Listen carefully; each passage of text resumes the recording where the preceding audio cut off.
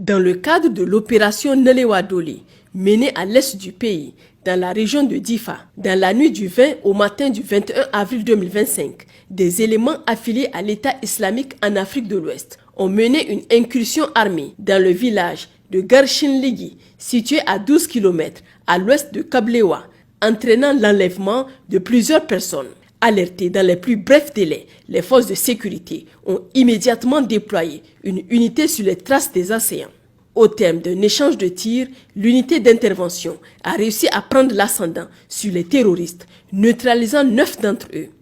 L'opération s'est soldée par la libération de l'ensemble des otages, tous sains et saufs. Par ailleurs, un important lot de matériel ennemi a été saisi, comprenant 8 fusils d'assaut AK-47 avec le chargeur approvisionné, 20 bidons d'essence utilisés pour ravitailler leurs moyens de déplacement, ainsi que 2 grands sacs contenant des produits pharmaceutiques. Dans la région de Tillabéri, dans le cadre de l'opération NIA, les forces de défense et de sécurité poursuivent leurs actions de sécurisation sur la rive droite du fleuve Niger. Les patrouilles engagées sur le terrain continuent de faire face à des menaces persistantes, notamment liées à l'utilisation d'engins explosifs improvisés par les groupes criminels. Le lundi 21 avril 2025, un détachement en mission entre Tamou et Saï a été la cible d'un engin explosif improvisé. L'explosion a légèrement blessé 3 soldats rapidement pris en charge par les équipes médicales. L'un des véhicules de la patrouille a également subi des dégâts matériels mineurs sans compromettre sa mobilité. Le lendemain, mardi 22 avril, une autre patrouille a découvert dans la zone de Makalondi un engin explosif improvisé sur la route nationale numéro 6. Au niveau de l'embranchement de Diepenga, l'engin a été neutralisé en toute sécurité par les spécialistes du génie militaire, évitant ainsi un potentiel drame contre les usagers de la route ou les patrouilles militaires. Dans la même région, sur la rive gauche du fleuve, les forces de défense et de sécurité ont conduit avec efficacité 2 opérations distinctes dans les secteurs d'Inates et de Sanam, les 21 et 22 avril 2025. Ces interventions s'inscrivent dans le cadre des efforts soutenus de sécurisation et de lutte contre les groupes armés criminels dans ces zones frontalières sensibles. Le lundi 21 avril, au cours d'une patrouille dans l'extrême sud du village d'Inates, une unité des FDS a repéré 2 individus armés circulant à moto en direction d'un campement isolé. Grâce à une réaction rapide et à des tirs précis, les 2 terroristes ont été neutralisés sur le champ. À proximité immédiate, un abri servant de point d'observation a été localisé et détruit.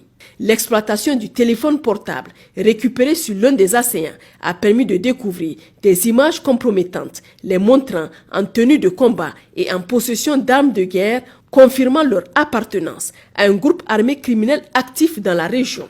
Le mardi 22 avril, jour du marché hebdomadaire de Sanam, une autre opération conduite suite à une dénonciation anonyme a permis l'interpellation d'un individu suspecté de complicité avec des groupes criminels opérant entre le Mali et le Niger. Selon les premiers éléments, l'intéressé aurait pris part à plusieurs enlèvements de bétail, notamment dans la localité d'Ayawa, au cours de la nuit du 18 au 19 avril. Il a été remis aux services compétents pour approfondissement de l'enquête en vue de confirmer les faits qui lui sont reprochés et de déclencher, le cas échéant, des poursuites judiciaires conformément à la législation en vigueur. Dans la région de Dosso, au sein de l'opération Damissa, en ce début de semaine, grâce à des renseignements faisant état de la présence de 3 individus terroristes identifiés circulant à moto dans les environs de Falmey, une opération a été lancée sans délai par les unités de l'escadron local. L'intervention rapide et bien coordonnée des forces engagées a permis l'interpellation des 3 suspects. La fouille de leurs effets personnels a permis de découvrir plusieurs objets à caractère compromettant, immédiatement remis à la gendarmerie de Falmey pour exploitation et poursuite des enquêtes. Dans la région d'Agadez continue de faire face à des défis sécuritaires marqués par des activités criminelles et des trafics illicites. 2 incidents distincts survenus les 22 et 23 avril 2025 mettent en évidence la vigilance des forces de sécurité. Le 22 avril 2025, lors d'un contrôle de routine à Ader-Bissinat, les éléments de la brigade d'intervention et de recherche d'Agadez ont intercepté un véhicule de transport en commun de type Hiace, immatriculé BA 1659RN, transportant clandestinement un lot important d'explosifs. La fouille du véhicule a permis la découverte de 5 sacs contenant chacun 400 bâtons de dynamite, soit un total de 2000 bâtons. Dans la même nuit du 22 avril, aux environs de 23 h, un véhicule Hilux double cabine en provenance de Seguidine et se dirigeant vers Agadez a été pris pour cible par des individus armés à environ 126 km du site de Puy-Espoir. L'attaque a coûté la vie au conducteur du véhicule tandis qu'un passager a été blessé par balle au bras. Le véhicule, avec les rescapés, a réussi à rejoindre Puy-Espoir dans la matinée du 23 avril aux environs de 10 h.